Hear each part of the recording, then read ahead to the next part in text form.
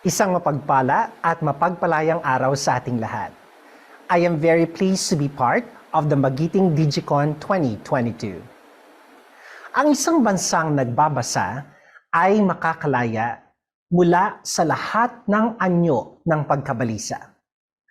Access to information and inspiration can actually yield citizens who are engaged and empowered to make everyone understand justice, truth, and all the other enduring values that make us humans. The journey towards making reading a pathway to yielding this type of citizens begins in our own classrooms.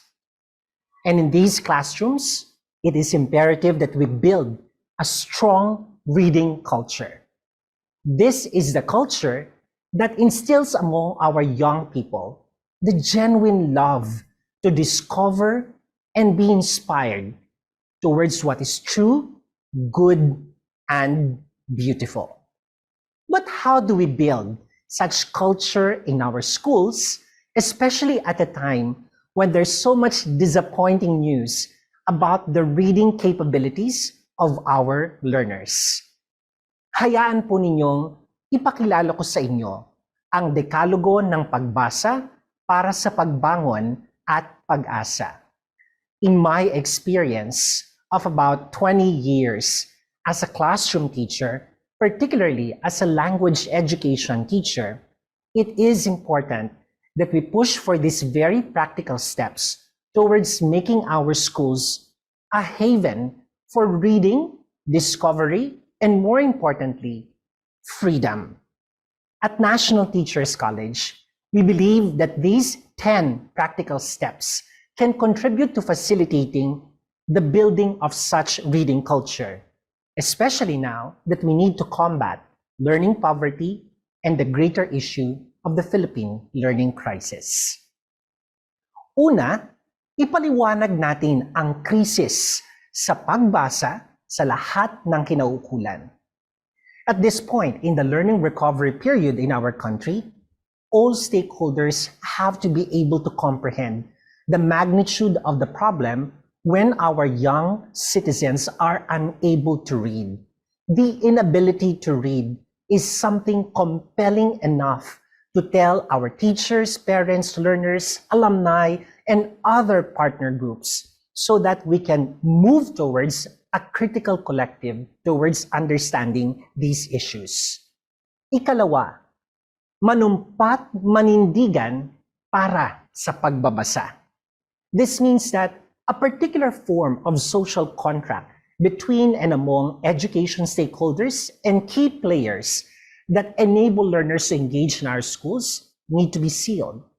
These may be as simple as the commitment of every learner to read X number of books at a particular time, or probably put up what we call mini book fairs on campus, where the goal is not to sell books, but to exchange the books that we have learned to love reading. This form of social contract enhances our appreciation that it has to become a shared practice for us to continue building that culture of reading. Ikatlo, bawat nakatatanda, hindi ko sinabing matanda, dapat maging palabasa. The modeling of good reading habits is crucial for young children to see, to feel, and to live with. If they see that adults who are expected to become guides on their side also have the passion to read and really talk about the things that make them love reading a lot, these young people will pick up and hopefully get inspired and be pushed as well to create their own discoveries through a lot of reading experiences. Ikaapat, tumawid mula silid-aklatan tungong bahay-aklatan. And this I owe to my parents.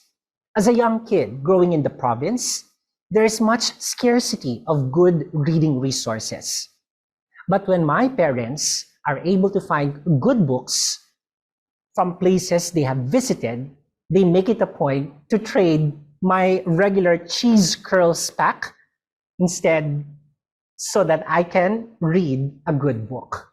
And I think creating that simple repository of resources that enable children to continue their engagement with reading resources at home can guarantee the seamlessness or the building up of those habits from our very own schools. And mind you, since our children have been gone out of school for a long time, ensuring that that space for reading at our homes will be accessible can enable our readers to really fortify the set of habits that are emerging in terms of information access. Ikalima, gawing kapanapanabik ang silid aklatan. And for all that we know, some of our students don't have a clear appreciation, let alone a vision of what a library is, because a good number of them have been away from our schools during the lockdown. And so, if our libraries remain to be that old, cold, dark environment, how do you expect children to get engaged in borrowing a book, let alone laugh with their classmates as they exchange ideas about what they are starting to read or access in their libraries? As a very young principal, a lifetime ago, I've made it a point that the library becomes a lively and positively noisy environment, because that's where young children can come together and talk about what made them laugh or probably shed a tear or two when they are reading certain resources. Ika-anim, simulan ang araw-araw natin sa pamamagitan ng pasa-basa. Pasa-basa means information sharing. And I recall my most outstanding teachers when I was an elementary student will always begin with the first 10 minutes of our class asking us to share what we have read in the newspapers or probably in an ad or a book that we have read. And we just really talk about what made it exciting or interesting for us. And if you build those habits of starting the day with such capacity to share information, it will become automatic for kids to actually ask each other, did you read something new? Is there something new out there that you've read about or that you've heard about? And when this becomes a habit, it becomes part of their consciousness to actually make every day a passionate way of discovering what others have learned about or read about. Ikapito, linangin ang pagbasa sa bawat larang. I am a huge fan of content area literacy, which means to say that all our teachers, regardless of the subject matter, larang in Filipino, will be able to make use of their subject as a platform for learning reading habits and reading skills for that matter. Math is a content area. Science is a content area. Literature is a content area. All of them are contingent on accessing texts. And if these texts come alive and fun to access in our classrooms, the propensity to continue learning how to access information from simple even to the more complex texts will become like second nature to our students. Ikawalo, habiin ang pagbasa sa modelong laro, linang, at likha. You see, when you access knowledge about something and it remains up here without you trying to manipulate it in order to create something new, whether it's an essay, a project, a play production, or whatever, it becomes useless. And so, if we teach our students to make use of their capability to read and access information to generate something new, either playfully or in a particular fashion, using the lens of a discipline, reading becomes truly alive and very much tangible, concrete, and useful. Ikasyam, tayain ang pagbasa tulad ng pagsakay sa isang balsa. Ang pagtaya or assessment has become so perfunctory as of late, such that when we ask students to read a text and then have them assess using a 10-point quiz, or probably longer, kids seem to feel that I am being asked to read because there's a test. Well, what can we do? We need to assess. But if we actually weave the process of assessing reading capabilities as if they were self-selected adventures, students will be engaged better in being assessed. I grew up in an environment where I get to choose my own ending for many of the resources that I have read. And as I choose an ending or an adventure or a segment of what I read, I get to test my own hypothesis, my own what ifs and probabilities or scenarios about whatever I'm reading. And whether they are validated or not at the end of the reading process, it gives me that sense of confidence that I am doing something very meaningful and transformative. And last but not the least, ang ikasampung bahagi ng dekalogong ito. Gawing magaan ang pagbasa sa bulsa. Reading resources should never be very, very expensive. That's why I admire most of you teachers out there who develop tons and tons of reading resources for our children out of your own expense.